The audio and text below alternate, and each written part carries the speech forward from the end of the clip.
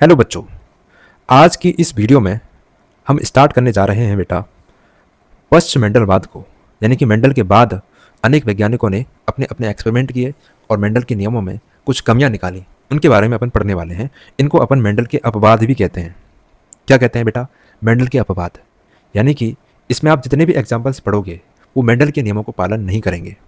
ठीक है, देखिए, मेंडल के बाद अनेक वैज्ञानिकों ने विभिन्न जीवों पर वंशागति के प्रयोग किए और पाया कि सभी जीव मेंडल के नियमों व अनुपातों का पालन नहीं करते। इन सभी वैज्ञानिकों के कार्यों को सामूहिक रूप से पश्च मेंडलवाद या मेंडल के अपवाद भी कहते हैं। ठीक है, क्या कहते हैं इनको? मेंडल के अपवाद।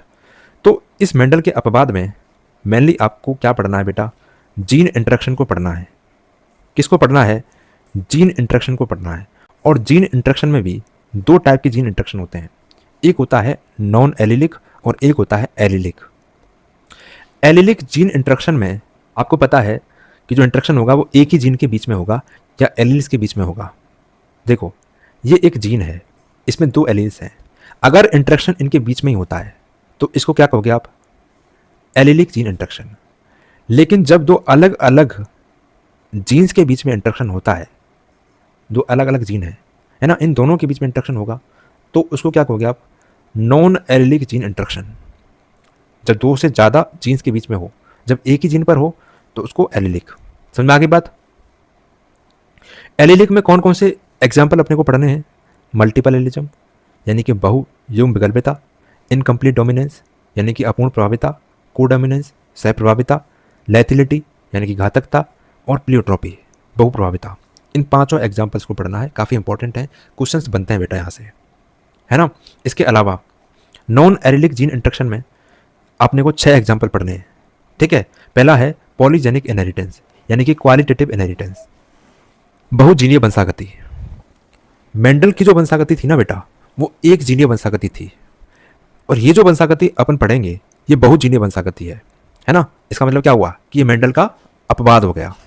ठीक है, इसके अलावा complementary gene, supplementary gene, duplicate gene, modifier, या फिर अपन कहेंगे इसको कोलेबरेटिव जीन। ठीक है, और एक है आपका एपिस्टेसिस। इन सब को पढ़ना है अपने को। ठीक, ये सभी पश्च मेंडलवाद में आते हैं। अब एक एक करके अपन इसको अलग अलग पढ़ेंगे, काफ़ी इंपॉर्टेंट है, क्वेश्चन आपके पूछे जाते हैं। ठीक, तो सबसे पहला आता है अपना बहु युग्म विकल्पिता यानी कि मल्टीपल एलिलिज्म। मल्टीपल एलिलिज्म का मतलब क्या है? मेंडलिज्म में देखो, मेंडलिज्म में मैंने क्या बताया था कि एक जीन को दो युग्म विकल्पी निर्धारित करती हैं, लेकिन जब दो से ज़्यादा युग्म विकल्पी हो जाए, है ना, तो उसको क्या कहते हैं अपन? Multiple allelism. और क्या है? इस अनन्य क्रिया के अनुसार एक लक्षण को दो या दो से अधिक युग्म विकल्पी निर्धारित करती हैं। ठीक है, कर सकती हैं। मेंडल ने बताया था सिर्फ दो युग्म विकल्पी होती हैं। ये नियम कह रहा है कि दो नहीं, और भी हो सकती हैं भाई, और भी हो सकती हैं युग्म विकल्पी। ठीक है, जैसे कि उदाहरण है इसका मानव रक्त समूह। मानव रक्त समूह में जो ब्लड ग्रुप होता है मानव का, उसको कहते हैं अपन ABO ब्लड ग्रुप। कौन सा होता है बेटा? ABO ब्लड ग्रुप होता है। और इस ABO ब्लड ग्रुप में 3 युग्म विकल्पी होती हैं। एक होती है आपकी IA, एक होती है IB और एक होती है IO। ये लो, एक ही लक्षण के लिए 3 युग्म विकल्पी हो चुकी हैं।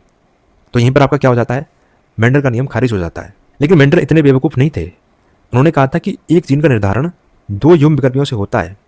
तो इसका मतलब क्या हुआ कि अगर एक व्यक्ति के ब्लड ग्रुप को अगर निकाल के देखेंगे तो उसमें मैक्सिमम 2 ही युग्म विकल्पी होंगी। हो सकता है कि ये हो सकता है कि ये हो, है ना, हो सकता है कि कुछ और हो, इस तरीके की कंडीशन हो, लेकिन एक व्यक्ति में सिर्फ 2 ही युग्म विकल्पी निकलेंगी। एक जाति में 2 से ज़्यादा हो सकती हैं, ये बात आपको ध्यान रखनी है ना। एक से ज़्यादा लोगों में युग्म विकल्पी ज़्यादा हो सकती हैं, लेकिन एक इंसान में सिर्फ 2 ही युग्म विकल्पी होंगी। ठीक, मनुष्यों के रक्त समूह में 3 युग्म विकल्पी होती हैं, है ना। तो हम मनुष्यों की बात कर रहे हैं, किसी एक इंसान की बात नहीं कर रहे। खरगोश की त्वचा के रंग में, है ना, 4 युग्म विकल्पी होती हैं।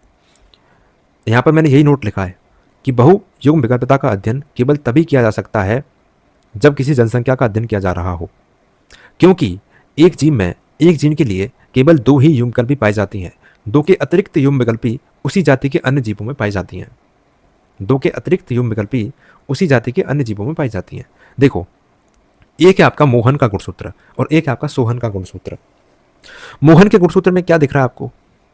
एक युग्म विकल्प ये रही, एक ये रही, दो ही हैं, दो से ज़्यादा तो है नहीं, है ना। सोहन के गुणसूत्र की बात की जाए तो इसमें भी कितनी युग्म विकल्पियाँ हैं, दो। इधर मैंने लिखा नहीं है, लिख लेना, इधर आई ओ है और इधर भी आई ओ है, ठीक है, आई ओ आई ओ। तो आप देख रहे हैं बेटा कि एक जाति में तो तीन युग्म विकल्पियाँ हो सकती हैं, ठीक है, लेकिन एक इंसान में सिर्फ दो ही युग्म विकल्पी होंगी, ठीक, समझ आ गई बात। तो ये आपकी बहु युग्म विकल्पता हो गई। बहु युग्म विकल्पता में हमने बात कर ली है मानव रक्त समूह की, और यहाँ से आपके काफ़ी सारे क्वेश्चंस बन जाते हैं ह्यूमन ब्लड ग्रुप से, है ना।